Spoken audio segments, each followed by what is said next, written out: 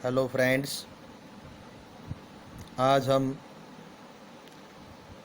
10th class की हिंदी में काव्य खंड में सूरदास के द्वारा रचित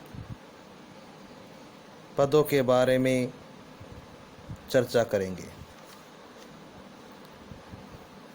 ये सूरदास द्वारा रचित ये पद, इन पदों में गोपियों का श्री कृष्ण के प्रति गहन प्रेम व्यक्त किया। एक बार श्री कृष्ण मथुरा चले जाने के पश्चात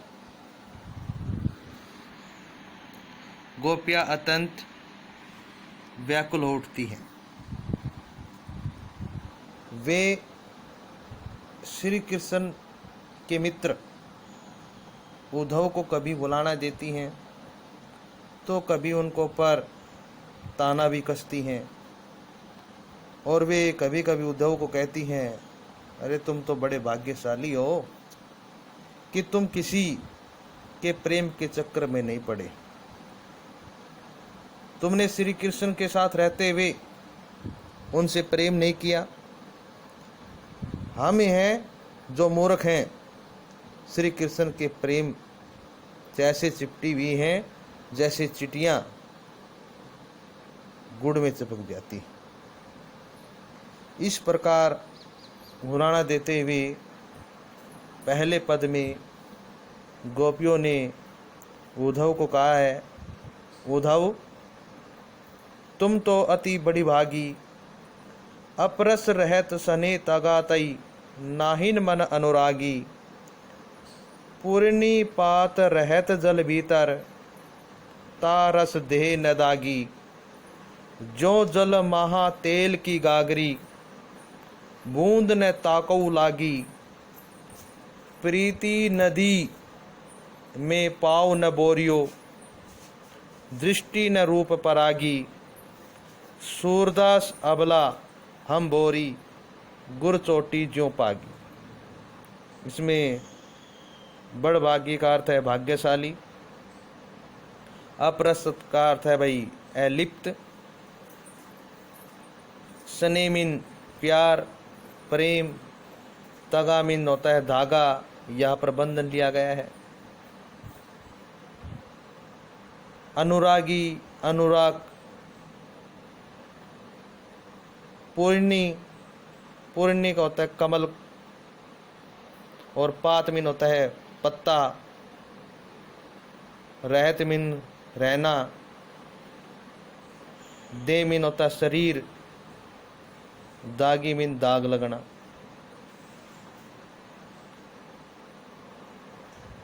मामिन भीतर या में, गागरी होती है मटकी, ताको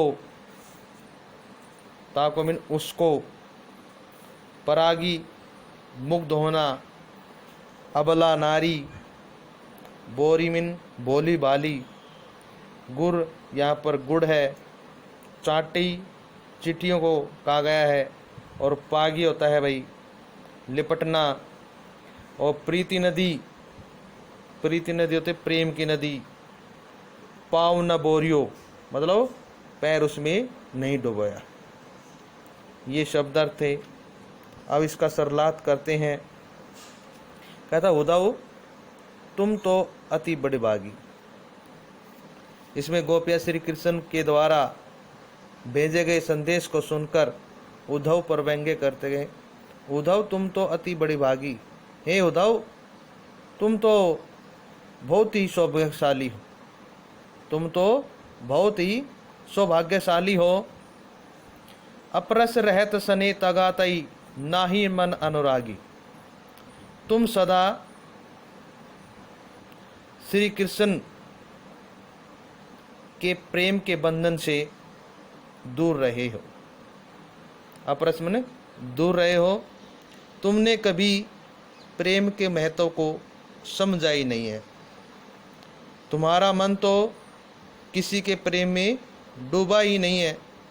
तुम श्री कृष्ण के पास रहते हुए भी बंधन में नहीं बंधे हो। पूर्णी पात रहत जल भीतर, तारस देह न दागी।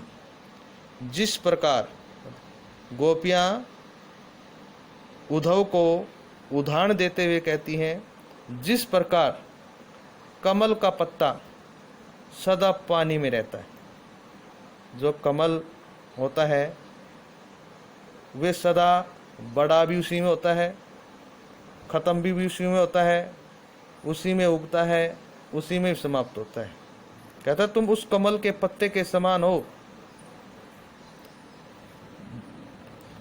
जिस पर पानी का कोई दाग नहीं लगता है, अर्थात उस पर पानी की कोई भी बूंदे नहीं ठहरती है। जो जल माही तेल की गागरी, बूंद न ताको लागे। और तुम उसी प्रकार तेल की मटकी के समान हो जिस पर जल की एक भी बूंदे नहीं ठहरती, अर्थात कमल के पत्ते और तेल की मटकी पर जल का कोई भी प्रभाव नहीं पड़ता। उसी प्रकार तुम्हारे ऊपर भी श्री कृष्ण के समीप रहकर भी प्रेम का कोई भी प्रभाव नहीं पड़ा। प्रीति नदी में पाओ न बोरियो, दृष्टि न रूप परागी। तुमने तो आज तक प्रेम की नदी में, मतलब प्यार की नदी में अपना पैर तक नहीं डुबोया है। तुम्हारी दृष्टि किसी के रूप को देखकर भी उसमें नहीं उलझी है।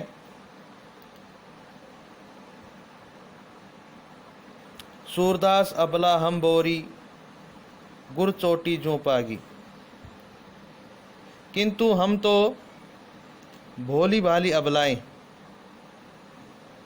जो श्री कृष्ण के रूप सौंदर्य को देखकर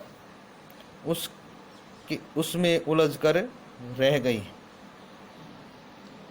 हम श्री कृष्ण से इतना प्रेम करते हैं जिस प्रकार चींटियाँ गुड़ में चिपटकर अपने आप को समाप्त कर लेती हैं, अपने प्राण त्याग देती हैं, हम इस प्रकार श्री कृष्ण से प्रेम करते हैं। ये सरलार्थ, इस पद का सरलार्थ था।